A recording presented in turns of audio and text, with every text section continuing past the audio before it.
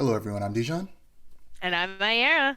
and welcome to the Musardcast, the podcast about the art of storytelling and how it's used across different mediums.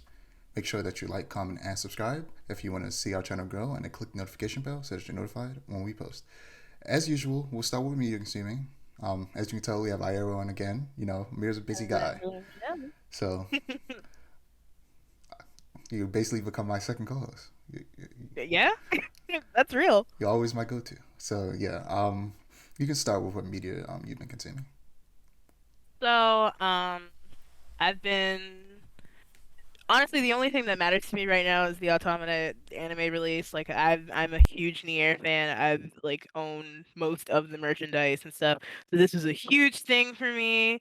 I personally enjoyed it. I know some people have some very strong opinions about it, but I enjoyed it. Other than that, mostly it's just been all Automata all the time. And Mario Maker, little Mario Maker I've been playing. And that's been fun. Yeah, well, for me, I've actually consumed a lot of stuff over the last couple weeks since the last time we recorded. So, I watched The Unbearable Weight of Massive Talent, which is a movie about Nicolas Cage, starring Nicolas Cage and Pedro Pascal. It was really fun. It was a good movie. It was very meta. It was, kind of poking fun at Nick Cage and his career, as well as, a bit of a celebration of him. I watched Knives Out because I had watched Glass Onion when it first hit Netflix, but I had never seen the first film, Knives Out, so I decided to finally sit down and watch it, and it's really good. I like Glass Onion more, but Knives Out is still a really good film. I'm excited to see what Ryan Johnson does for the third film. So I've been well. Let me start with the Bad Guys. So the Bad Guys is on Netflix, so I decided to check it out. It was a movie I didn't really want to see in theaters, but once it was added to streaming, I definitely checked it out, and it was really good. Beautiful animation, as you would assume. It's made by DreamWorks, and it's another in the increasingly growing line of animated projects that combine both 3D models with 2D textures and effects. And Right. they're doing the same thing with Puss in Boots, which I'm actually gonna go see next Tuesday, which I will have seen it by the time this episode airs. So Gotcha. so yeah, I'm excited to go see that. I've been hearing really good things about that. Doom Patrol. It's a comic book show on HBO Max. It's really good. I definitely uh, suggest it. You don't need to know anything about the Doom Patrol to watch it. It's amazing. Doom Patrol is so good. I didn't know anything about the Doom Patrol when I watched it. I knew very little bit. If you watch 2003 um, Teen Titans cartoon, the Doom Patrol shows up in that because Beast Boy in the comics debuted in the Doom Patrol comics. So in the show, Oh, yeah, in the show okay. he also is a member of the Doom Patrol before he joins the Teen Titans. Um, so yeah, it's a really good show. It's very weird. I should warn you. It's very strange, extremely weird show. I'm not I love weird like TV. It's some of my favorite. Yeah, so I was about to say I finished Atlanta, but that's not true. I still have two episodes left. But I finally watched the Goofy movie episode of Atlanta, where it's like a fake documentary about like how a black man became the CEO of Disney in the '90s, and how that explains why so many of the Disney movies in the '90s feel like they're made for black people, especially a Goofy movie. It's very funny. It's essentially like specifically a black animator who grew up identifying with Goofy became like the CEO of Disney. Of course, again, it's a fictional documentary. Um, but it led to me actually watching the Goofy movie. I think it was the day after New Year's. I went over my brother's house to hang out with him and also fix something on his Xbox. And I was like, when I go over there, we might as well watch a Goofy movie together because I doubt he's seen it because he's like almost 12 years younger than me. So we watched it. He definitely hadn't seen it before. He probably seen like clips and stuff online, but it was really good. I hadn't seen it in a long time. Still holds up. I want to watch the second one eventually, an extremely goofy movie. I don't know if it'll be as good. They tend, sequels like that tend not to be, but we'll see. Um, Yeah. yeah, I've been continue to watch Batman the Animated Series. I've been doing a rewatch for a while now. Finally finished season one. Season one is really long. You like most cartoons. The first season was like hella long. It was like 50 something episodes. I don't know why cartoons do that. They're like the episode, like first seasons in American cartoons be super long for no reason. Uh, so because of that, I had previously purchased the Return to Arkham uh, kind of like combo pack on PlayStation because it was on sale and it came with the remasters of Batman Arkham Asylum, Arkham and Arkham City, and then it also came with Arkham Knight. And I've been wanting to replay them. So after watching the anime series and finally finished season one, I was like, I should finally start playing them. And I started playing Arkham Asylum, and I could not stop. And I played it until I played it until I finished it. That's how I spent most of my winter break, was just playing Batman Arkham Asylum. It's really good. I started playing Mm. I started playing City, but I kind of like took a break because I had spent too much time, binge playing Arkham Asylum. Uh, but I also there's this game out right now called what's it called? Vampire something. I can't remember what it's called for some reason right now. Is it like Vampire the Masquerade or No, whatever? not Vampire the Masquerade. It's Oh. I can't remember what it's called at the moment. But let me hold up. Let me look something up quick, see if I can find it. Vampire. Don't play. Okay. It's called Vampire Savior. It's just like it's not. It's a mobile game, but it's also on console. But yeah, it it's definitely Castlevania inspired, and because of that, it made me. I haven't played it. I just saw somebody make a video about it, and I'm interested in checking it out. But it made me want to rewatch the Castlevania Netflix series, and so far I finished the first two seasons. It's still really good. I think its biggest weakness though is that one is the music. The music is just very forgettable, and it sucks that Yeah. they couldn't use more Castlevania music because unfortunately, despite the when a studio licenses property, that doesn't mean they automatically are able to use the music. They still have to pay for the music, and the music, especially for a game like this, which has really popular music, is expensive. So, Right. unfortunately, because of that, the music in the show is just nowhere near as good as the music in the games, and it's honestly really forgettable. And Yeah. also, the pacing can be weird sometimes. Overall, it's a great show, don't get me wrong. But the pacing can be really strange, and it's because they tend to. The first season was only 4 episodes, which is really short, but Right. the second season's 8 episodes, which I think was the perfect sweet spot. But the two seasons after that are 10 episodes, and I was like, I think that was a mistake because it was just 2 episodes too many. And season three, especially, is my least favorite season because there's a lot of time spent doing nothing, Nothing. Yeah. absolutely nothing, and you're just watching Saint Germain be obviously suspicious as he tries to sneak into a church, and For real. he does it like 3 times, and I'm like, I don't think we needed to see this man sneak into a church 3 times. It's And very honestly, he's not even that likable of a character, to be Well, honest. he's meant to be a bit of a villain, but I don't want to spoil it too much. But yeah, well, I guess it's been a while, so spoiler alert. But yeah, season three is just. I'm on season three currently. I haven't watched the first episode yet, but it's just I'm not excited to rewatch season three. There's some. The thing is, there's some really good stuff in season three, but there's also some of the worst stuff in the series in season three. Right. But season four overall was pretty good though. Yeah, moving on. Rise of the Teenage Mutant Ninja Turtles. I've been watching that a lot. It's a good cartoon. Like most things, it got overhated real fast simply because it was different. But I like how different it is, honestly. Like there are so many different interpretations of the Ninja Turtles that I feel like it's okay for each one of them to be different. The animation is easily the best animation in Ninja Turtles. Period. Nothing comes close. I also love the art direction, the art style. I'm sure you've seen the character designs for the Ninja Turtles in that series. Have Really you? enjoy them. I think it's like that fresh take on them is really interesting. Yeah, I like it a lot. It's the action is amazing. It's ridiculous how good the animation in that show is. The joke can sometimes be hit or miss. It's very like modern cartoon comedy that is a little bit too referential sometimes, but just the animation really helps hold it up for me, and it can be really funny sometimes. And I'm excited to finish the second season and get to the movie. Um, but speaking of Ninja Turtles, let's move on to animation and talk about TMNT Mutant Mayhem. So this was teased a while ago by Seth Rogen, who's the producer on the project, with some posters and a bit of some concept art of the characters. But now we've got a new look at the turtle designs, and I sent you some images. Before we get into that, I just want to read some things about the film that Seth Rogen said in an interview with Collider. So he said, as a lifelong fan of Ninja Turtles, weirdly, the teenage part of Teenage Mutant Ninja Turtles was always the part that stuck out the most. And as someone who loves teenage movies and who's made a lot of teenage movies and who literally got their start in their entire profession by writing a teenage movie, the idea of the kind of honing in on that element was really exciting to us.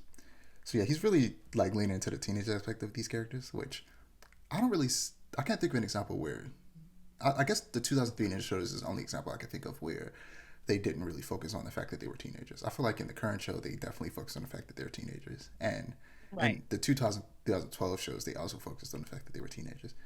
But I understand why that's a part he wants to hone in on, because I mean they're literally called the Teenage Mutant Ninja Turtles, not the young adult Mutant Ninja Turtles. Um, yeah, he also says in an interview with AV Club that it's funny I'm making this Ninja Turtles movie right now, and like we found a way to make it deeply personal. It's a teenage movie. We're putting out a lot of our own feelings of awkwardness and insecurity and desire of to belong. So yeah, again, leaning on that teenage aspect. The synopsis says that it's essentially a very standard Ninja Turtle affair. After years of being sheltered from the human world in the sewers of New York, four turtle brothers who spent their lives learning ninjutsu set out to the surface to be accepted as normal teenagers when their new friend April O'Neil helps them take on a notorious crime syndicate and an army of mutants. So yeah, I got most of this information from InsideMagic.net, and yeah, it's just I'm excited for this. I really like Ninja Turtles. Like, I feel like Ninja Turtles and Power Rangers are two like very like '90s type kid shows that I really love so much. I love those so much, and I think we both Ninja Turtles and Power Rangers need a really good video game. I feel like Yeah. Ninja Well, Ninja Turtles had one. It's just old. yeah, they need a really good new like AAA video game. Yeah. And they like as much as I like games that look realistic, like it's Ninja Turtles. Make it like look super stylized. But yeah, It's like that's the fun of it. Because I remember the Ninja Turtles movie, the live action in air quotes one came out.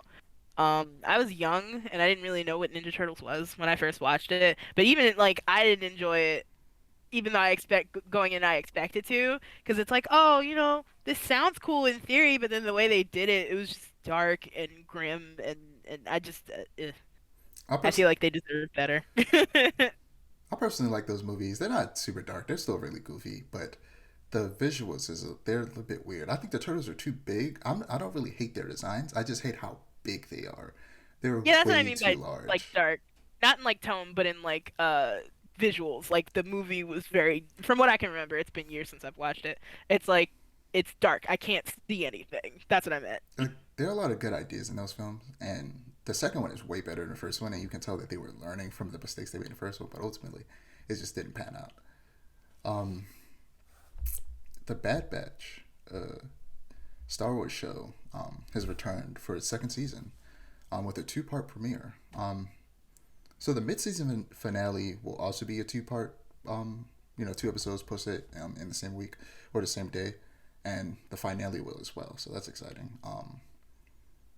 So I'm pretty sure you probably don't watch Bad Batch, so I'm not gonna say too much. But it's cool to see how Omega has grown as a combatant, and I'm interested to see where these character stories go and how they slide into the war against the Empire in the OG trilogy. Because this show does take place in between the prequels and the original trilogy, so I'm interested to see how these characters fit into that whole story.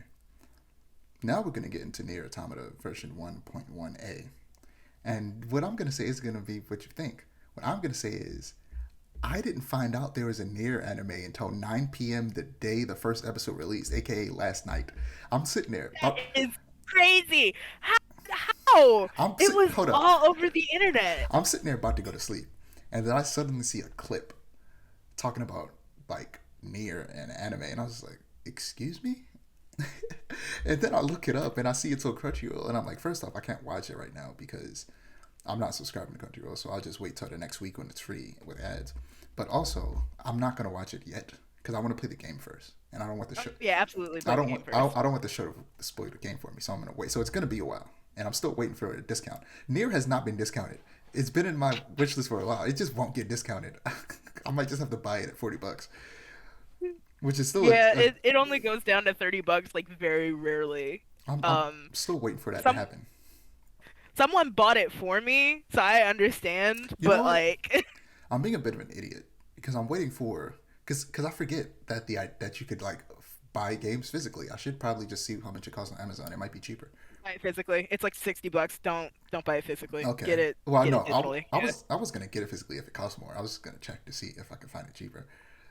But yeah, it's I didn't know it was happening. I literally just didn't know it was happening until last night. I didn't hear anything about it. I'm like, did I hear? Tell me about this because I don't remember. Cannot- I definitely did. Cannot believe you've been living under a rock. Like the PVs have been all over YouTube and everything. Everyone's been talking about it. Yeah, Insane. yeah. I do not remember anything about this. I didn't Mm. know this was happening. But Pe- People have had a lot of issues with the CGI in it. yeah, I was gonna ask because Because in one of the clips I saw that like I was confused because I saw a clip where it looked like uh was it 2B with CG when she was fighting. I was like, this is some good looking CG animation. And then I went and watched a trailer and I was like, wait, is it 2D? I was confused. I was like, is it just like the type of 2D that looks 3D or is it 3D that looks 2D? I'm confused. So so it's a it's a mix. combination. Okay. It's a mix. It's half of it is CG, half of it is 2D. Mostly like the mechanical portions, so the machine life forms, the flight units, all the stuff like the how do I explain this? All the non-android stuff is CG. All the And that is non-humanoid stuff is CG. yeah, Like the yeah. mechanical things. That tends to be with a lot of anime. Do they make cars and stuff CG sometimes? And that's a blessing and a curse because what people are thinking, because there's a lot of issues with the CG, like the subreddit is so divided, it's a lot. What people are thinking is that they lifted the game straight from the model, the CG model straight from the games, but with no polish. So I don't know if you've seen like clips, but there's this clip that everyone's talking about of 2B in one of the flight units, which is like the things they use to get around in the air, and it is very blatantly lifted from the game, but like compared to the animations of her in the flight units, like the up close shots, it like she's so stiff in it, and I thought it was funny. Like it was a little bit of comic relief among the tragedy. I personally thought it was funny. It didn't bother me too much, but everyone is in an uproar about it because they're like, "This looks terrible. It's a cash grab. This, that, and the third." And I'm like, I don't know. I just don't think it's that serious. People are going to like regardless of how good the anime is or not, you should play the game first. Like going into it expecting it to be fantastical when like the game is already cinematic enough is the incorrect opinion to have going into it. But that's just my opinion. Yeah, I don't have much to say about it because I didn't know it was happening. But we'll see when I finally watch it. Speaking of CG anime and you know, anime, Trigun Stampede premiered yesterday on the 7th. So for those who don't know, it is animated in 3D by Studio Orange, and it's also doing something else unprecedented and telling a story that is different from the manga. As Oh, you can wow. as you can guess, these two things combined got fans of the original up in a tizzy. Even myself, admittedly. Because my problem was, I was like, okay, I feel like a show that is already so beloved and is used to being animated in 2D, you should probably just continue doing it in 2D. I feel like that's a weird change to make. But also, I was like, okay, I can accept the CG, especially since it's orange. But then I was like, why did you change the character designs? What's going on? And then I found out they were changing the story, and I was just like, oh God, what's Oh, happening? brother. I'm scared. And then, but slowly I opened up to the idea until I was honestly excited for it. So the first episode was fun. Did you check it out? I didn't get a chance to. I was Damn. so wrapped up on Twitter with the Nier anime, like seeing how the fan base was reacting to it that I watched the anime, went on Twitter and was like, "Wow, look at us all be completely normal about it with sarcasm." And then I went to sleep because I was just so tired after being excited all day. But I am going to check it out because I am slowly getting into Trigun. I've been reading the manga first. Vash has a very special place in my heart. He is the best kind of protagonist. I love goofy guys, but I'm definitely going to check it out because it looks great. It looks fantastic. Maybe it's specifically the people I've seen, but I feel like I've mostly been seeing people being pretty positive about it. There are a few people who are just like, because it's CG, it has to be bad. And a lot of those people who have that opinion literally have not watched it. But then I've seen the opposite, where people who were like afraid about it because it was CG, watched it and went, wait, this is like really good CG anime, and people are, and certain people are like really surprised, like, wow, I thought it was going to be horrible. It was going to look disgusting because they're used to CG anime being disgusting. And I'm like, no, bro, CG anime has come a long way. It looks amazing. Especially Studio Orange is the best at it. Watch Beastars. Beastars is the best. And both Beastars and Trigun does a thing where it isn't necessarily trying to completely just straight up mimic 2D using CG, it's doing, I feel like, not the exact same thing that something like Spider Verse and Arcane does, but something similar where it's bringing the two together Mediums to. I was together. gonna say medium, but I feel like medium didn't work. But it's bringing the two together to work seamlessly, but still it's still obvious which is which, but in a way that still works and it still is aesthetically pleasing and nice to look at. And Right. yeah, speaking of Vash being goofy, he's his goofy self. The characterization of the characters that we see in this episode, who are from the original series, which is Vash and Meryl, they feel like the characters from the original series. They don't feel too different, which is great. It's weird that Millie has been replaced by an old man. I like the idea that Meryl is a reporter instead of an insurance person, even though I think insurance person thing is like much more interesting because it's different. I feel like that's different, and you always have like in these type of stories with like these super powered people that like the main woman character is like a reporter. That's very basic. That's Right. we say that all the time. So I think the insurance thing was a much more interesting take on that. So I'm okay with the change, but I think that it's much less. It's a very kind of boring change in my opinion. But as long as the character's Yeah. still fun. But the fact that Millie is gone, it makes me upset. And I'm like, why did you replace Millie with this old man? No one likes this old man. Granted, I know we barely seen him, but if anything, if you really wanted her to have a partner that was a gruff, like a grizzled reporter, a seasoned reporter, it could have still been Millie. It could have still just been a woman. It could have still been Millie, but like a older, gruffer Millie or something like that, right? Right. It's like, Because the thing don't about be him scared. is that he's a drunk, and the thing about Millie is that she's very clumsy. So you could just made it like she's clumsy because he's a drunk, and that would have been interesting. And you would have still had the same Millie characterization. It's weird. I hope that Millie still shows up. I hope that they didn't completely remove her character and replace her with this guy whose name is, and I kid you not, Roberto De Niro. Hilarious. I But think I heard people complaining about that on Twitter, but I didn't realize that it was that bad. yeah. So Ooh. it's the animation especially is gorgeous, especially the action. But the one thing I'm afraid of. So like I said, they're making story changes. But what I'm realizing is that there might be a very specific reason why they made story changes that I'm not a fan of. And it feels like the changes they've made so far may be for the sake of picking up the pace and rushing through the story. And Oh that boy. makes me nervous because in the first episode, you get.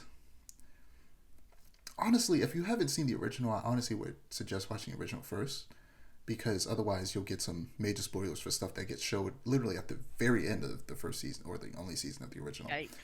At the not even like literally the series opens up with something that's meant to be a big revelation in the manga and the original anime. And I'm just like, you're starting with this? Oh, What? right. This should have like it's like I feel like it's still gonna be good, but like I started when I first heard about Stampede, I started rereading the manga, and manga's good. I'm currently on volume 2 of Maximum because I never finished Maximum, so I'm excited to Gotcha. finally work my way through all of it. But I got through a vast majority of it. I think I only had like a couple volumes left. So I'm on volume 2 Maximum right now, and like yeah, they build up to this big reveal that I'm not going to spoil, but like that's very surprising that you wouldn't have guessed. But they're kind of starting the series off with it, and I'm like, this is a strange decision to make, and it feels like it's because they're trying to just rush through the story, and that sucks. And hopefully it's still good, but I just think that's a really bad decision. I think they could have still worked with making changes to the stories, with the new designs, with the new art direction and animation style, while still somewhat following the original story. But you know what it also feels like, and I hope isn't the case. I really hope this isn't the case. That they might end up cutting a lot of the quote unquote filler, not like actual filler from the anime that they added to let the manga get ahead of them. But I'm talking about like Mm. filler the way that it's used in a story in general to kind of like give you a break in between the big story beats. That type of filler. The type Yeah. of It's thing. like that The type of parts filler of a has a purpose. yeah, the type of parts of a story that really gives you good character moments, but doesn't necessarily push the main plot forward. That type of Right. filler, it seems like it feels like they might end up cutting that stuff. Granted, I have absolutely no concrete evidence about this other than how the pacing in that first episode felt kind of fast, and they were throwing a lot of stuff that should have been revealed later at you immediately. I'm hoping I'm wrong. I could be completely wrong. I want to point that out. I'm just making assumptions, and I hope I'm wrong. But I don't know, man. It's not looking like I will be. Yikes. And it's like I hate because it feels like recently, as of late, media wise, there's been like this push of like stories should not have filler at all, like no filler. Whether it's like a comic, a manga, a written narrative, they're like filler is bad, and that scares me because it's like filler is important. It's not as important as the narrative, but it can like a story can't always be just the narrative Yeah, because it's if it's because just the narrative. people mistake filler for what filler is in anime. It's because too many people nowadays, not too many, it's not like it's a bad thing. It's just that anime is popular. It's no longer seen as a super nerdy thing. And Right. and everybody watches anime, no matter who you are. So because of that, when people think filler, they specifically think of anime filler. And anime filler is usually completely non-canon and is made so that it gives the manga time to get ahead of the anime so that they actually have material from the Something to actual animate. story to animate and to write for.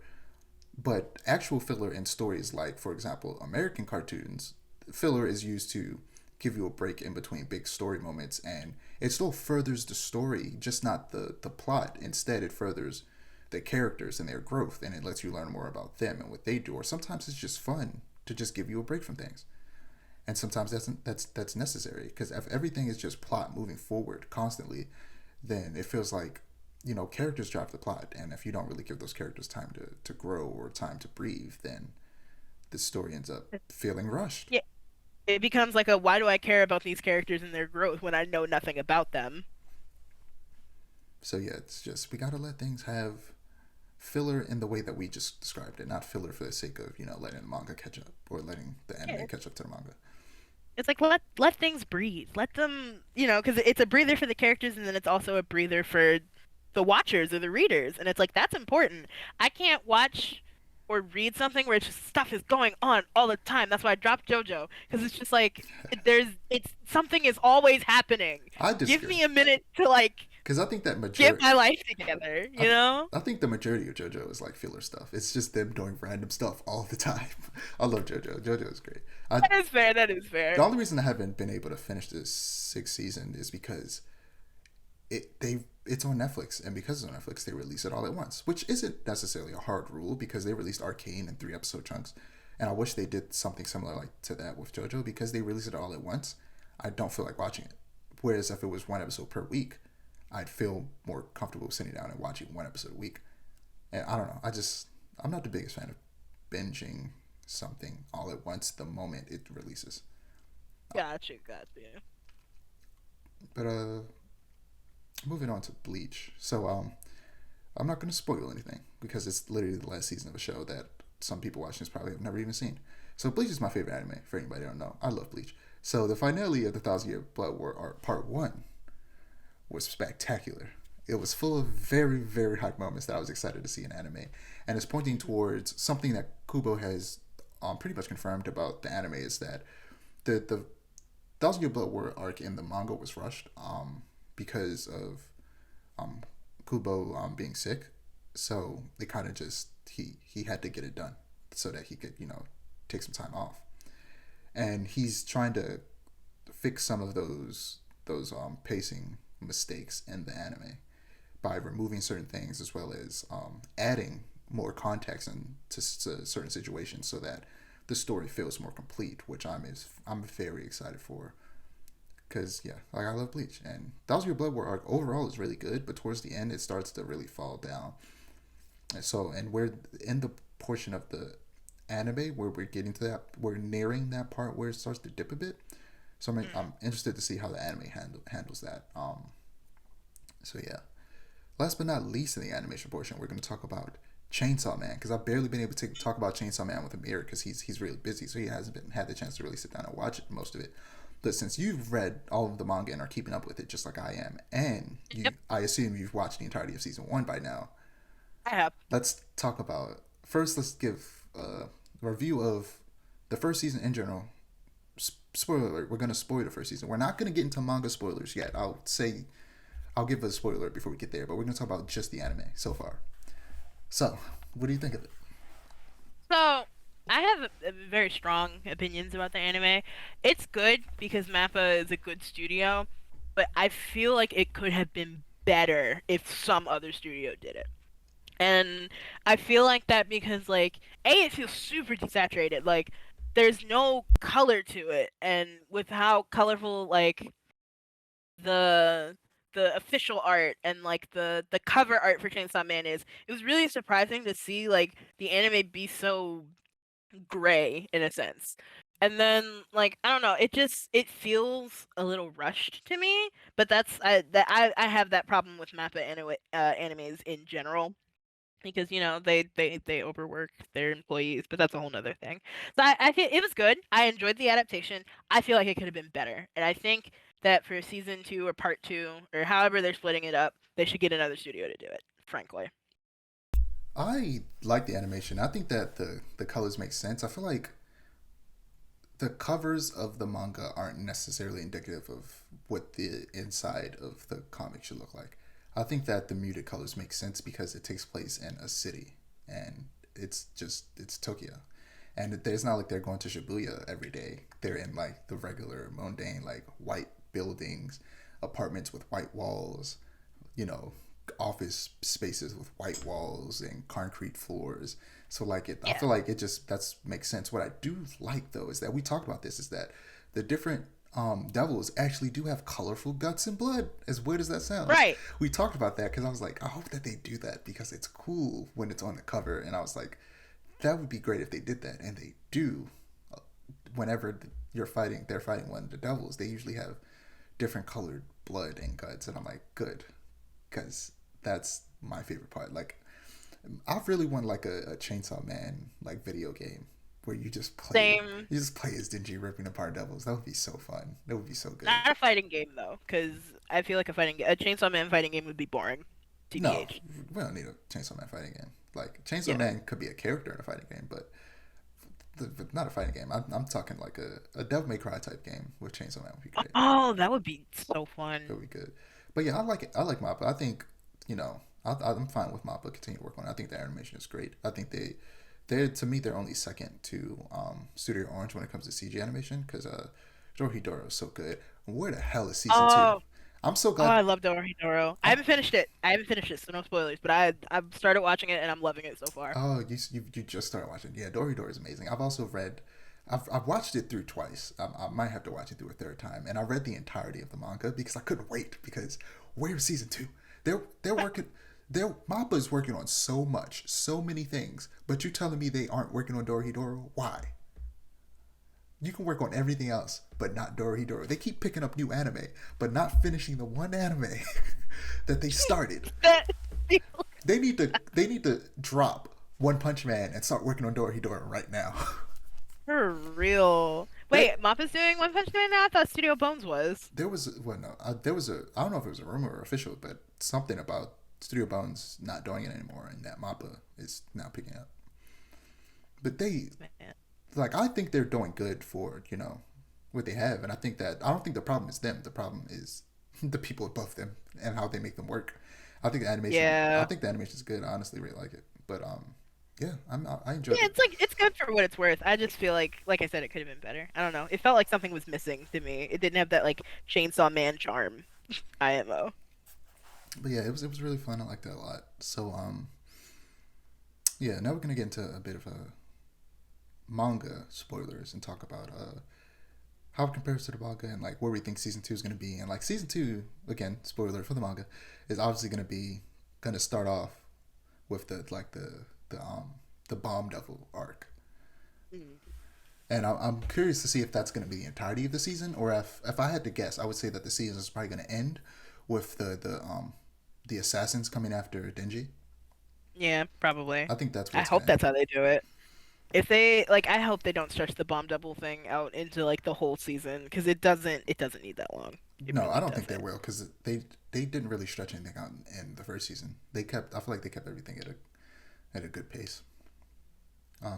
So yeah, Yeah. it'll probably be about like half the season, then the last half will be a bit of the again filler stuff in between, and then we'll get to the that final arc with the not the final arc of the series, but the final arc of that season will probably be the that stuff. Yeah. Yeah. But yeah, and then the season after that will probably be, it might be the end of part one. Mm. It depends on how long it Yeah. is.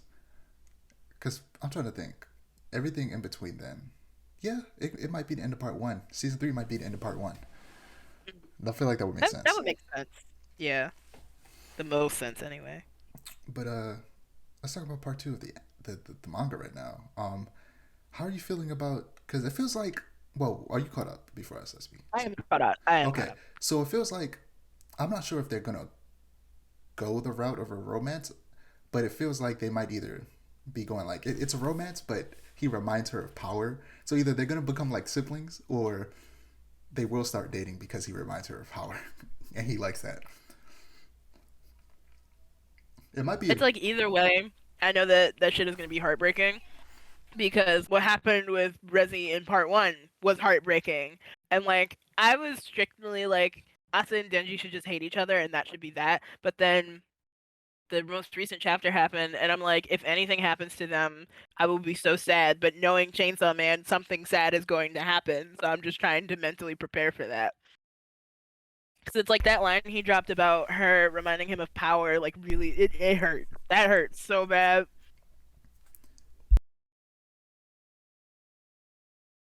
Yeah, it's hard to really predict what's gonna happen. I made a mistake and muted myself, but yeah, it's hard to predict what's gonna happen. But I'm hoping that Fujimoto is gonna take a different route this time and like subvert our expectations of things just going really bad because things have been going too good. It feels like, but it feels like maybe he'll make us think something's gonna go horribly wrong and then like turn it back on us. But I'm excited to see where it goes. Same, same. Also, I hope we get to see more of Nayuta because the mentions aren't enough. Like, I want to know where she is development wise. Yeah, I thought that lady who was apparently the what is it, the sibling of the War Devil or something like that? She's like the, I think she was the I forgot what she said she was, but yeah, they're Yeah, like siblings or related in some way. yeah. I don't know why, but I thought that was like that reincarnation of Makima because I was like, I was like, I don't remember what they looked like. Is that her? Did she like grow up super fast or something? I was very Hey, confused until he mentioned her in that last chapter. I was like, oh, that's not her. but then that raises the question, where is she? And it's like, I don't know. I like this like four horsemen approach that I'm thinking Fujimoto is setting up. I've always really liked like stories that set up that kind of idea, and I'm Oh excited to see yeah, where he goes that's what she with is. it. She's famine. Yeah, I knew she was one of them. I just couldn't remember. Yeah, yeah. That'll be interesting if we see the other two, death and pestilence, or conquest, whichever one they decide to call it. Yeah, they might pull a Binding of Isaac and do both. But yeah, moving on to comics. You've been reading any comics lately? I haven't been reading any, but I've been hearing a lot about that what is it like the Joker who stopped laughing, something like that. And Let me tell you something about the Batman Who Laughs. Mm, The Batman Who Laughs is like started off as something really cool, and it is a cool character. When I tell you this character got overused to death, oh Jesus no. Christ. It was a character that was so good, and then they said, oh, people like this character. Let's put them in everything. Like, it's literally just a version of Batman who got hit with, like, Joker toxin and went insane and basically became the Joker.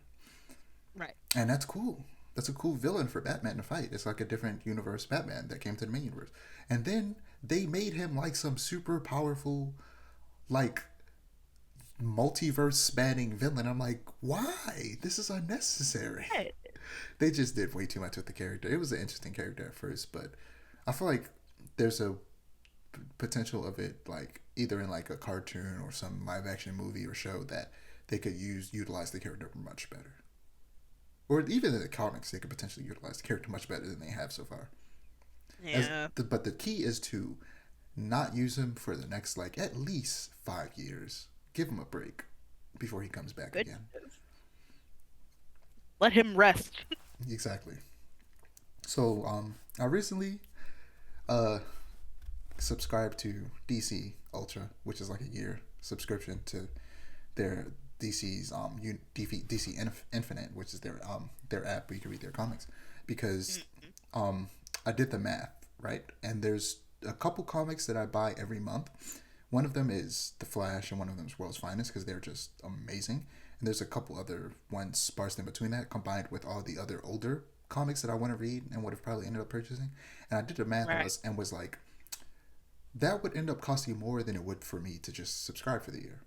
So I ended up subscribing, and yeah, it's been very useful so far because I ran through this one comic that I'll get to in a minute. But we're gonna start off with Do a Power Bomb. So Do a Power Bomb is a story about pro wrestling, and uh, I don't want to say too much, but the premise is that the main character's mother passes away due to a wrestling accident, and she has to work with the wrestler that mistakenly killed her to work to fight in a wrestling tournament that is led by a necromancer, like an interstellar necromancer who's like a some war criminal or something like that. And his That tournament, is not where I was expecting that to exactly, go. in his tournament, and in this tournament, pro wrestling is real. So they have to like really wrestle. It's really good. It's only like 7 issues, I think. It's by Daniel Warren Johnson. He both he does the pencils and writes it. So he draws it and writes it. So yeah, it's really good. The art is gorgeous. You just look up Do a Power Bomb, or just look up Daniel Warren Johnson's art in general. It's really good. It's very kinetic. He's really good at drawing dynamic fight scenes. And seeing as this is a wrestling comic, you need to do stuff like that. Yeah, Oh, Power Bomb is amazing. Yeah, this looks great. it ended with them wrestling. You know what? I'm not gonna say. You're just gonna have to read it. So the Flash, I love the Flash. The current Flash run that started with the Flash number 768, beautiful.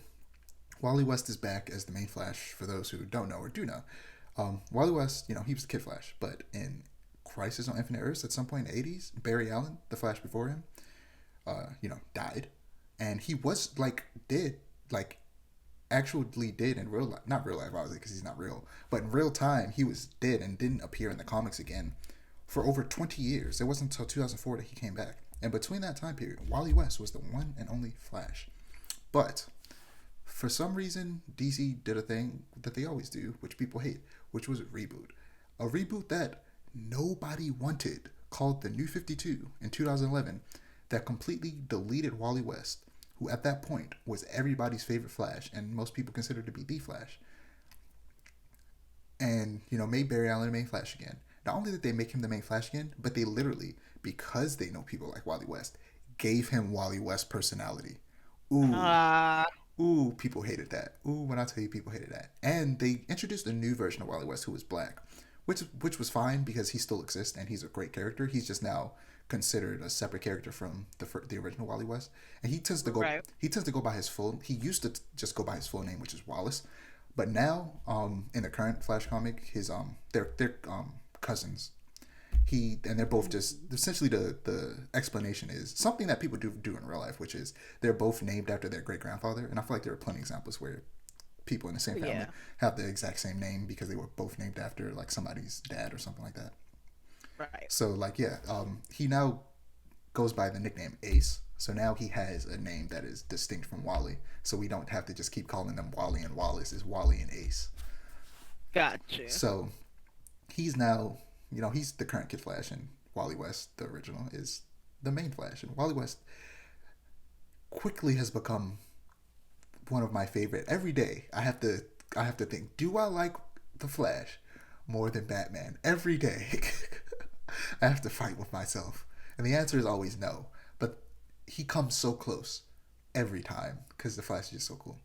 But in Mm. the last issue, the Rogues, his group of villains, were deputized by a corrupt new mayor, and his wife is pregnant. Again, this is their third child. I could talk about the Flash all day and how he is what Spider-Man should be, but we don't got time for that. Because he has kids and he is married and he has been married for the past 40 years.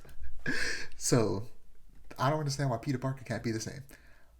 But anyway, He's got no Riz, that's why.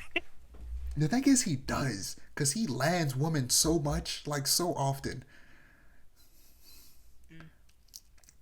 But anyway, World's Finest, Batman Superman World's Finest. Um, so they're mentoring a new character named David, who is now going by Boy Thunder. He's from a different dimension where he's essentially like Superman, where his planet was destroyed, but I think it was actually might have been the entire multiverse, and instead he was like in Gotham and on Earth when it happened, and he was sent back, not back, but to a different dimension, and he's now essentially kind of Superman's sidekick, and he also gets his powers from the sun, but in a very different way. That kind of gives him kind of electricity powers. It's weird. It's not fully explained. And I can't really remember the exact explanation. But in the background, the Joker is working with a villain I've never heard of, but it's apparently a Justice League villain named the Key to flood Gotham. It's a really good comic. It has like golden age DC Comics energy, where just a bunch of goofy stuff is happening. That's really fun, and it's always featuring a bunch of other characters from the DC universe, like the Doom Patrol. Speaking of, also appeared in the first couple issues. It's also drawn by Dan Mora, which again, look up this man's art. I promise you, whatever character he draws, it will be the best version or design of that character you've ever seen. Every character, every character Yeah, he I can draws. see it. He draws a lot of Power Rangers comics, which I need to read some Power Rangers comics, but of course he draws a lot of DC comics as well, and he's drawn some Ninja Turtles. And no matter what character he draws, they look great. Um, Aquaman Andromeda is a bit of a kind of like psychological horror comic, which makes sense for like a man who is like the god of the sea. I was gonna And say you've piqued my interest. I love a good psychological horror. yeah, it's very short. It's only 3 issues. A crew is sent out on an experimental submarine called the Andromeda to investigate what they believe to be an alien spaceship that crash landed in the ocean. And when there's treasure in the ocean, there's Black Manta because he's a pirate.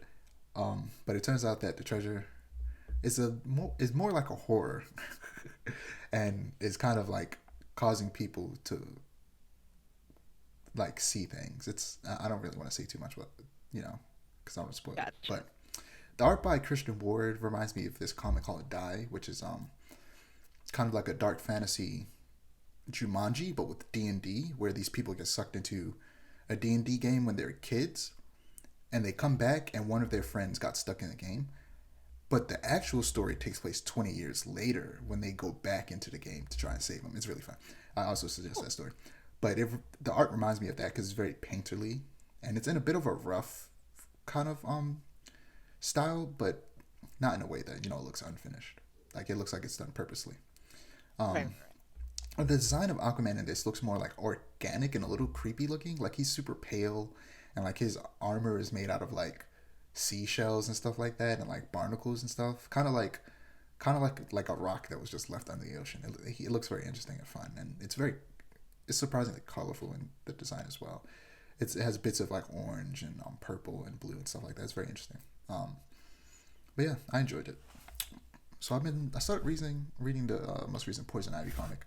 So I've been hearing a lot about how good it is, but also been hearing how some people hate it because Ivy is a straight up villain in it, and I think like people are obsessed with when it's weird when people like a villain, they want that villain to become a good guy for some weird reason, but it's like the reason you started liking that villain is because They're a they villain. were a villain. So if you remove that villain aspect, you're probably gonna not like it. Just it removes a part of their character that made them so It's interesting. like not everybody needs a redemption arc. No, Sometimes it's fine for people to be evil and just be evil, and that's it. yeah, and the thing is, people want Poison Ivy to have a redemption arc because Harley Quinn had a redemption arc. And I'm like, they're two separate characters, okay? They can still be together while one is a horrible villain.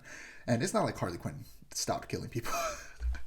So, like, yeah, Right. the comic literally opens up with her murdering innocent people, like completely innocent people that she did not have to kill, using cordyceps, which is the same parasitic mushroom from The Last of Us that starts the infection. And in real life, it can like turn small animals into zombies. Um, so her goal is literally to pull a Last of Us and spread cordyceps across the world. Um, Well, so yeah, and like at the end of the day, Ivy is a villain and an eco-terrorist who wants to wipe out all humanity so that the Earth can thrive. That's just who she is. I'm sorry. That's just who she is. Who she's always been. But last but not least, Batman White Knight. It's a great story about the Joker going sane, Huh. and in the process, he attempts to take down Batman through the law and persecuting him as aiding in the corruption of Gotham. He essentially makes Batman look like a violent maniac in an attempt to take him down. And because Batman, and the reality is that he's also low key using villains to help him do it, and Batman knows that.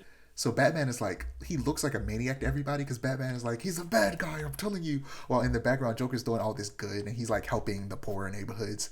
It's very Right. good because it's very like just Joker really playing mind games with Batman. And the only downside is that there's a little bit too much propaganda for my taste. But not so much so that it completely ruins the comic for me, but to the point to where it's like there's some changes I would make. Where like it's like I feel like they're supporting the police a little bit too much in this. Police ain't that good, cuz. No. Police ain't that good, cuz. And like it's mostly because like Barbara's father is a cop, and I'm like, yeah, but even in the comics, she don't support the police this much in like the main universe comics because it's an Elseworld story. Like in the main universe comics, she's like, yeah, my dad's a cop, but like low key because her dad's a cop, she knows how bad the police are. Not because he's a Right. bad cop, but because he sees all the bad stuff and she sees all the bad stuff he has to deal with. But yeah, that's all I got for comics. Let's move on to TV and film. So, Evil Dead Rise. Did you check out those trailers? I did, and I am so excited. Woo boy, those trailers are so good. So I watched the Red Band trailer first. This is another weird thing that I did not find out about until like a week before the trailer released, which is weird because apparently it's been rumored for like a while at this point. And then it was, of course, officially revealed that it was going to be a thing. But like not too long ago, I saw like the Evil Dead Rise is getting a trailer, and I was like, Evil Dead what? Oh, they're making a new Evil Dead. I love Evil Dead. Um, so it's releasing April 21st. And yeah, the Red Band trailer is real good. It's real bloody. It looks scary. yeah. It looks real scary. And the thing is, a lot of people are looking at it and going, this looks like either too scary or too bloody or too gory compared to the original, which was which a lot of people see it and go, it was super campy, it was super like low budget, which it was because the first one was literally not a fan film, but a indie film, and then after that, Right. and then with the second movie, they got more money. Um, but the reality that I feel like a lot of people aren't realizing is that this is essentially let's make that the intention of that movie by Sam Raimi was to actually make it scary. It was to actually make it like gory and uncomfortable. And to the people of that time period, it probably was gory and uncomfortable. And us watching it now, Yeah.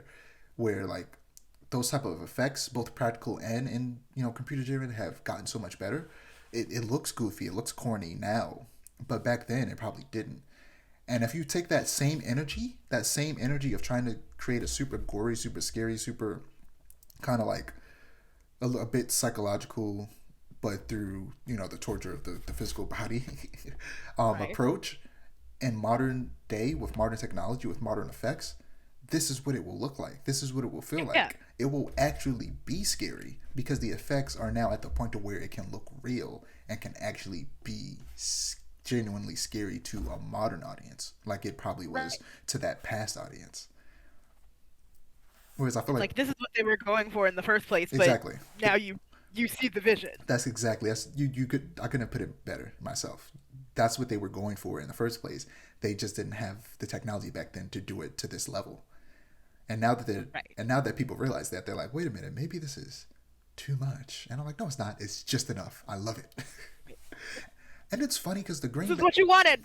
the Green Band trailer, no blood, no nothing, but it's just as creepy and it's just as good as the Red Band trailer. Mm. It's weird how good both those trailers is, and plus the other trailer, both trailers show different footage, so you get kind of like more footage if you watch both trailers. Right. So yeah, like I said, I literally knew nothing about this until a few days ago, before the trailer came out. But the official synopsis for the film is: in the fifth Evil Dead film, a road-weary Beth pays an overdue visit to her older sister Ellie, who is raising three kids on her own in a cramped LA apartment. The sisters' reunion is cut short by the discovery of a mysterious book deep in the bowels of Ellie's building, giving rise to flesh-possessing demons and thrusting Beth into a primal battle for survival as she is faced with the most nightmarish version of motherhood imaginable. Yeah, it looks scary. It looks terrifying. I'm excited. It comes out in April, like I said. I'm really excited. So the only two Evil Dead things I haven't seen, I haven't finished it. I haven't finished the show. I forget what the show is called. Ash vs. Evil Dead, and I, People did, yeah. and I don't really plan on it. Not that I didn't like it. I just don't feel like it. Maybe I will someday. But That's real. I haven't seen Army of Darkness or the remake. Now it's not a remake. Apparently, it's actually just a continuation in modern day, but of the 2013 film. So I'm gonna watch both of those. I literally rented Army of Darkness on YouTube, so like I paid the money, so I'm gonna watch it eventually. Of course. But I got like a month before it runs out. I'll probably watch it tonight though. Yeah, yeah, I'm excited.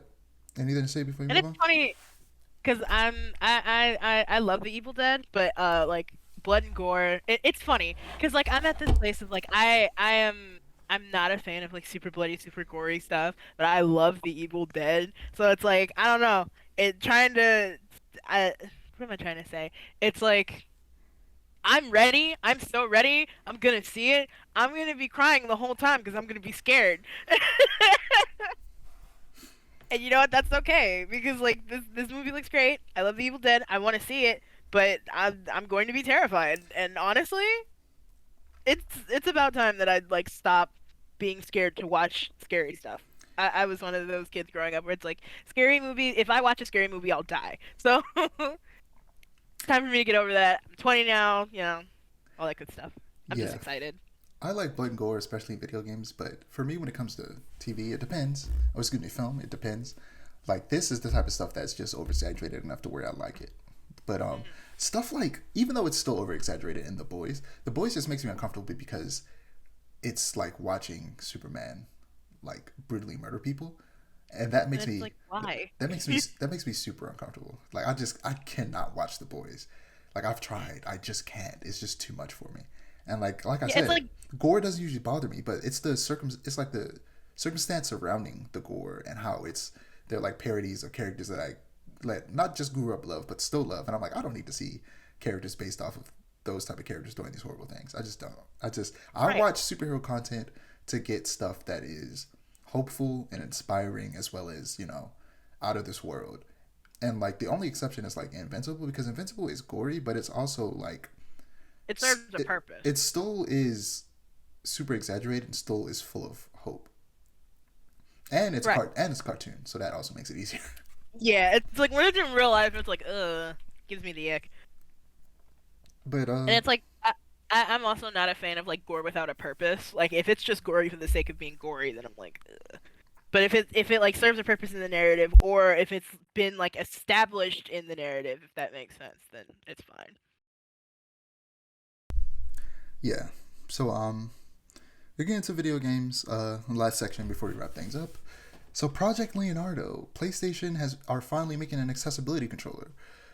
2 years. Is that what that is? Yeah. So I saw pictures of it, but I had no clue what it was supposed to be. yeah. So 2 years ago, Xbox made their accessibility controller. I forget what they called it, but it's always great. It's so great to see how far because for people who don't know, both me and Aiara are graphic designers. We work for Winding Reef Media, and Aiera is always talking about accessibility and graphic design and how to make things accessible. And I agree with her. I just don't have as much experience in doing so, and I'm excited. I'm always happy to learn from Aiera and how to do that type of stuff, and seeing how much games are putting into making it possible for anybody and everybody to play games is incredible. Especially Oh, like because I mostly play single player like story driven games, uh, especially PlayStation ones like God of War Ragnarok and The Last of Us. I recently played Part One, which is the remake of the first game, and before that I played Part Two, and yeah, all three of those games have incredible accessibility features. I even use some of them. I don't need them, but like the thing about the it's fact just that they're it's there yeah. is The thing about accessibility features is like not just disabled people can utilize them. Like people who just want to make the game like more fun for themselves or easier on themselves can also utilize them. And I utilize the one of the the visual kind of accessibility features that essentially makes it easier to find items in The Last of Us. I kind of like wish I didn't because I feel like I'm making this game a little too easy on myself. But like, like when I'm using it, I'm like, okay, I see exactly how someone with you know some type of visual disability could really use this because Yeah. it's helping me, a person who, yeah, I wear glasses, but again, I wear glasses, I can see. I just don't want to have to spend the entire time looking for stuff and searching through Right, or everything. like So I straining just, my eyes. so I literally just have to swipe left on the D-pad, and it like turns everything gray and highlights certain items yellow, so that I could find them easier. And it also highlights enemies red, but I don't use it in combat because I want the combat to be a bit more difficult. But I just don't want to spend time searching for items. Right. And it's like, speaking of games with like accessibility, games with subtitles baked into the game, where it's like you don't have to go into the settings and turn it on. Yes. My beloved, Automata does this, and I love that Automata does this because sometimes the dialogue gets drowned out by the combat. Yes. So it's like, what did they say? But I don't ever have that. What did they say? Moment because the subtitles are baked in and they're visible. Or at the very least, give you the option, like when you're like adjusting the settings at the beginning when you first boot up the game, to cut on subtitles. Right. Like that should It's like always don't hide it be the underneath first like option. 6 menus. Yeah, That should always be yeah. the first thing you see when you, after you adjust all that other visual stuff like the light and all that. You should see like, do you want subtitles on, and like how big do you want the subtitles be.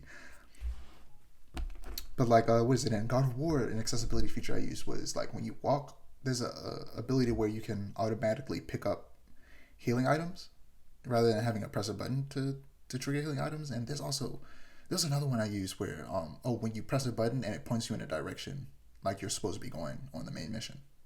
That is one of my favorite ones because I get like so a big part of why I'm super like into not into but like super vocal about like having accessible design is because I'm a person that needs accessible design. I'm slightly hard of hearing, like I can't sometimes, especially in like larger open world video games, I get lost. The minimap does not help me. Or I'll get like lost in the objective because like there's so much going on and so much visual feedback. It's like I need something to get me back on track. So like games where it's like you can press a button and be like, this is where you're supposed to be going. It's so helpful to me because it's like I've dropped games before where it's like I just can't figure out what I'm supposed to do. I've dropped them like straight up because it's like, what's the point? I'm not having fun because I don't know what I'm supposed to be doing. Yeah, that makes a lot of sense. And yeah, just to talk a little bit more about what this controller actually is, I'll put an image up of it on screen, but it's a circular pad with a part sticking out for the joystick, and there are different kind of like swap outs for the joystick. One that's more like an arcade fighting game stick, and one that's more like the traditional like actual gamepad controller joystick, the more flat version. And on this like circular item is a bunch of there's one big button in the middle, and there's a bunch of smaller buttons surrounding it, and you can map each button to different things. And then you could either pair two of these devices together, or use it in conjunction with a controller, or use two of them in conjunction with the controller. So that way you have, depending on the person's needs and how it's easier for them to play the game, they can switch things up. It's very modular, which is great. So it's still in it's so currently it doesn't even have an official title. It's called Project Leonardo. So we don't know too much about it, but it's just good to see that this is happening. So have you seen? Dang, this is a trailer I meant to send you. But there's this game called Warhammer 40K Space Marine 2. Have you seen anything I've about heard that? so much about Warhammer the series. I didn't know. I haven't seen this trailer, but I'm interested because the lore, like I love So, lore-rich games, and everyone's like the lore in Warhammer is super rich. s- So yeah, tell me about it. I want to hear. yeah. So actually, let's could you look up like Space Marine 2 real quick? I just want you to see the trailer. It's a really short trailer because Gotcha, I gotcha. need you to see the gameplay because the gameplay just Ooh, this looks like a good game. Ooh, this looks like a good game.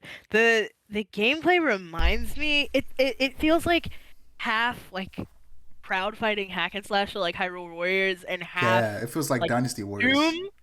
Yeah, Yes. it's Oh my so God. cool. You've described everything about how I feel about the game. It feels like F Doom was a Dynasty Warriors game, and I That honestly is love that. So I watched so cool. so I watched a really old review from like like over a decade ago from IGN of the first game just to see like if it would be worth going back to check out the first game. The first game is a little too dated for me personally, but you Gotcha. can see where it evolved. Like it's a combination of like you saw in the trailer. There's a bit of first person shooter aspect, as well as like big groups of enemy type hack and slash combat, which I am so excited for. I'm gonna send this to you, but there's this animated project called Astartes that was started off as a fan project, but then it was kind of like picked up officially by Warhammer.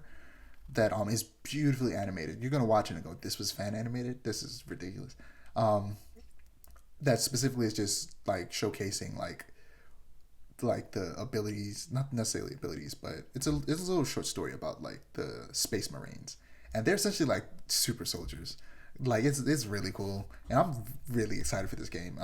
I can't wait to see what the reviews are like, and if they're good, I'm getting it day one. So, because Yeah, that's so real. I really just need a really good hack and slash in my life. Mm-hmm. Because yeah, this game looks fun. I'm excited to see more.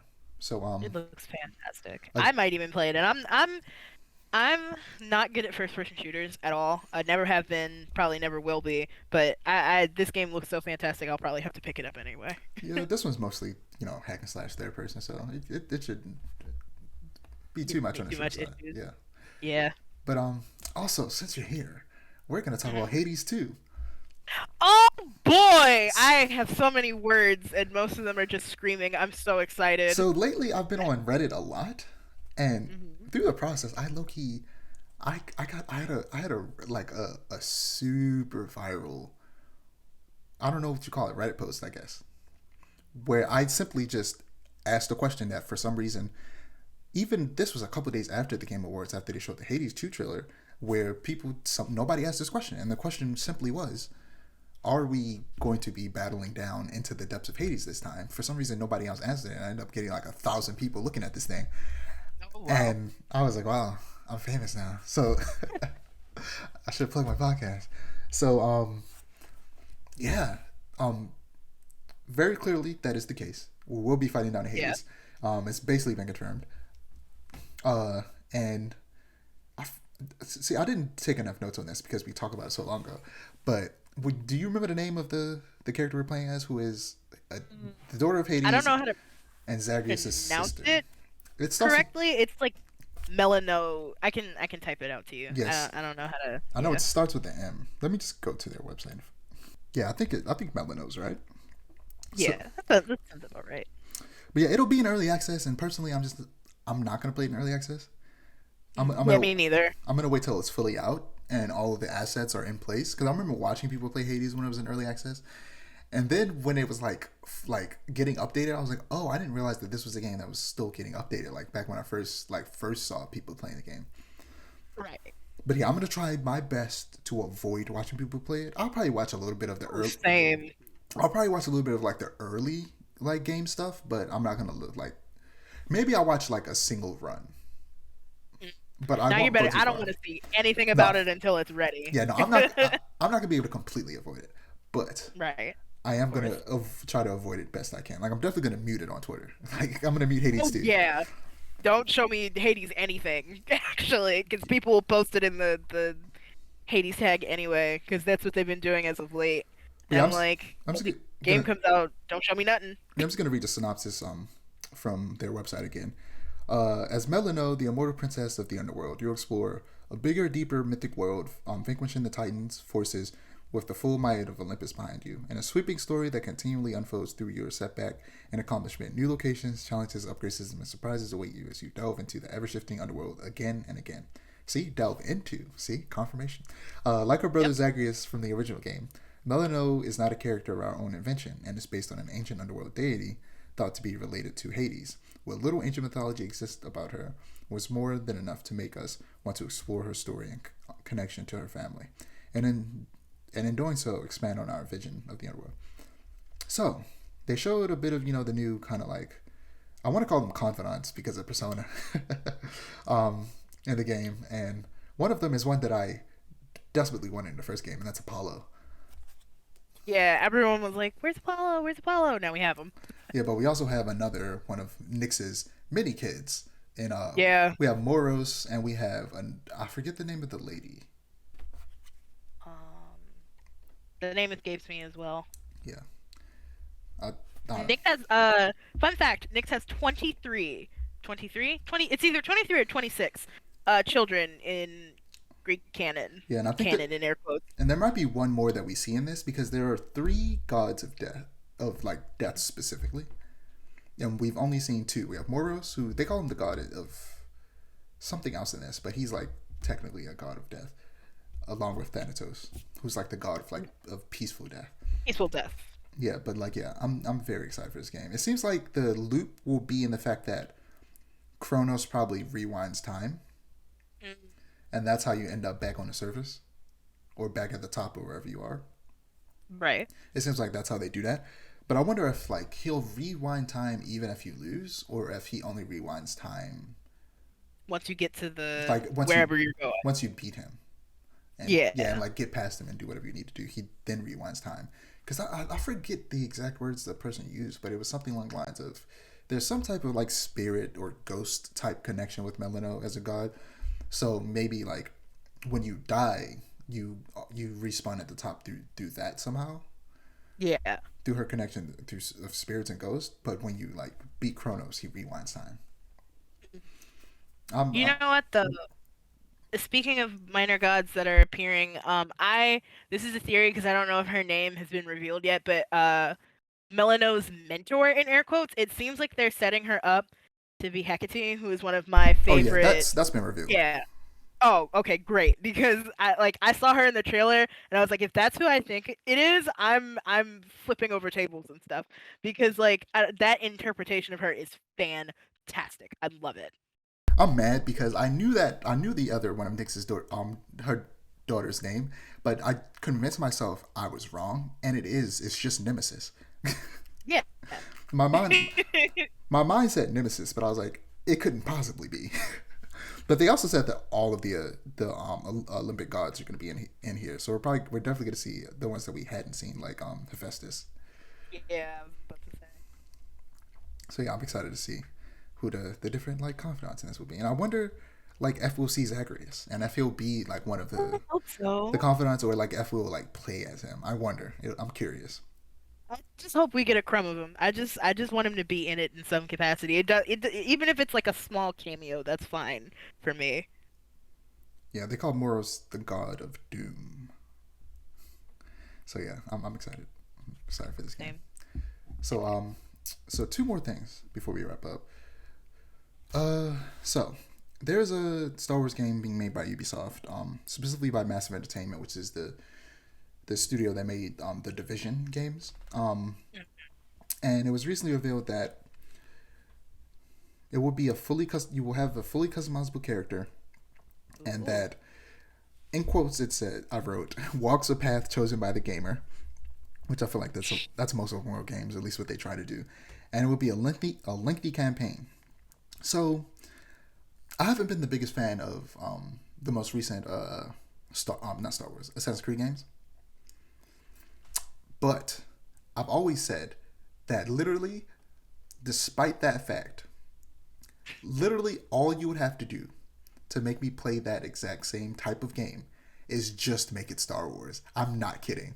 If you literally just took every single thing about that game and you made your own custom Star Wars character and the entire world was Star Wars, the map can be as big, the game can be as long, there can be as much content, the map can be as cluttered as it is. As much as I don't like all that stuff, I would love it if it was Star Wars. And lo and behold, That's how much I love Star Wars. And lo and behold, Ubisoft is making a Star Wars game, which is honestly I'm excited for. I hope it's good. Even if it's the usual Ubisoft open world, I will still love it simply because it is Star Wars. of course. Star Wars is enough because like those games aren't bad. It's just that I get tired of them really fast because it's just a Right. lot. It's a lot. But yeah, I'm excited. Last but not least, The Last of Us Factions 2. So in the first Last of Us game, there was a multiplayer called Factions where it was essentially your classic third-person shooter, like PvP type style game in like a small map. But they were making a second version of that for Last of Us Part Two, but it ended up becoming so ambitious that they started to make it its own game. And they've been teasing it and showing us a little bit of concept art every now and again, and they're still continuing to do that. They showed some new concept art recently, which I didn't send to you, but it features like a big like cruise liner like crashed into part of a city, and it's like hinting at maybe you'll be able to go into that cruise ship as well as explore parts of the city. And what it seems like is that the game has become what do you call those type of games? Like I'm mad because I always forget the name of like the Fortnite genre. Battle Royale, yeah. So it seems like it'll be a Battle Royale, which I feel like is perfect for The Last of Us, but in the style of those early, super early Battle Royales that used to have, which is, I feel like people forget about the fact that Battle Royale games used to have zombies in them, which is weird. Like, Yeah. what is it? Fortnite actually started off with zombies in it. Right. Like, I feel like people always forget that. Like, and it makes sense that like, The Last of Us would go that route with, like, a world where you have to, a big map where, with, like, I don't know, 20 people in it, and whether it's teams or solo, and you go around, you scavenge things like you do in the games, like the control, I've said this before, I might have told you this before, but like to me, The Last of Us Part 2 has some of the best stealth action combat in any game I've ever played. I'm talking even games like Dishonored and Metal Gear. That's how good I think the stealth is in that game. And imagine that in multiplayer where you have to sneak around like actual players as well as like infected, and collect items, craft things, find weapons, find ammo, and try and take them all out and be the last one standing. Just sounds so fun. And That does sound really fun. and there's this weird thing that people always have. Like the thing is, if they do this, there's absolutely no doubt that there will also be a game mode that is just the original game mode, but with Last of Us Part 2 gameplay. I think that everybody knows that. Like, or are assuming that. Like, we don't know, but I think we're all assuming that Naughty Dog would do that because they know that the thing about the Factions 2 that people liked was that game mode. So even if you do add the Battle Royale, which people are like, well, like unnecessarily hateful of Battle Royale games, it's like, bro, you can just like not play it. Like, it's, Play them. I hate when Right. I hate when people hate things that are popular that they don't have to consume. Like, you don't have to watch this movie. You don't have to play this game. It's okay for you And to. they make it a personality trait too. It's like nobody cares. And it's like a lot of people like look, like I went to Last of Us Factions Reddit. I've been on Reddit a lot lately. Ever since I joined Reddit, I've been on it a lot because it's a good source of information when it comes to fandom. So I went to the Last of Us Factions Reddit, and somebody put it perfectly. That Reddit is full of purists. It's just people who want it to be the exact same, and there can be no changes. They're of the mindset of you're not allowed to have fun doing things that I don't like, even if the thing that I like is still there, and I don't have to play the thing that you like. And it's so weird. Like, bro, you literally don't have to play the Battle Royale mode if you don't want to.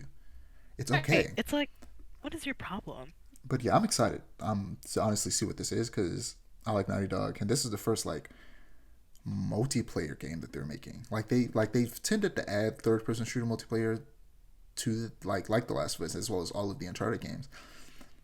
But they kind of give up on it eventually and like shut down servers. But like this seems like this is going to be one that they support for a while because they're making it its own like full game.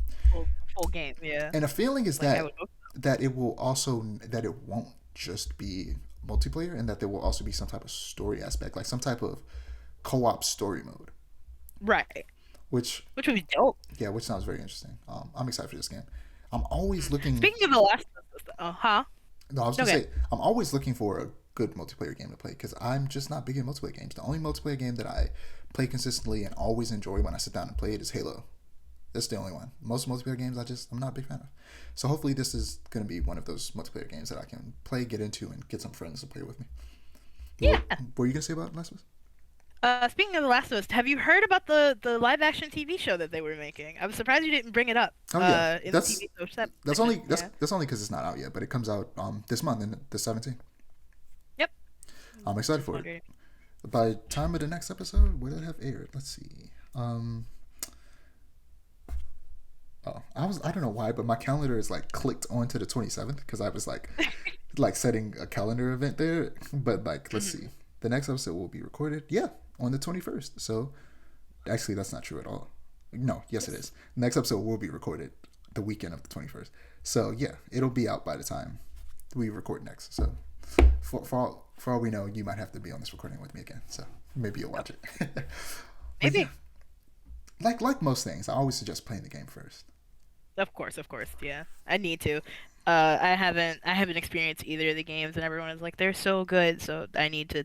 It's on my backlog. I'll say that. Yeah, especially since it's been remade recently, the first one, which I feel like Mm, was a lot of people were mad about it, but I was like, you don't have to buy it, and also like it's for like people who haven't played it before mostly, and because of the new shows coming out, that's why they did it. I'm trying to see if right. it's because I have the game, so I don't know if it's still at a discount, but I bought it at a discount because honestly I didn't want to buy it at full price. Mm, But yeah, like whenever it's discounted, you should definitely check it out. But definitely. I that's will. that's all I got. Yeah, so anything you want to plug? Um, I'm actually not working on any projects right now. Taking a break from VTubing. That's always fun because my stream setup is trash right now. I'll plug Nier Automata. Play the game. Fantastic game. Changed my life. Play it. That's all I've got to plug. Yeah, so I'm Dijon. My ads are below me. Um, Aiara gonna be right below them, and the Muscars app below that. Don't forget to like, comment, and subscribe to our channel if you want to see more storytelling content, and to click the notification bell so that you're notified when we post. Peace.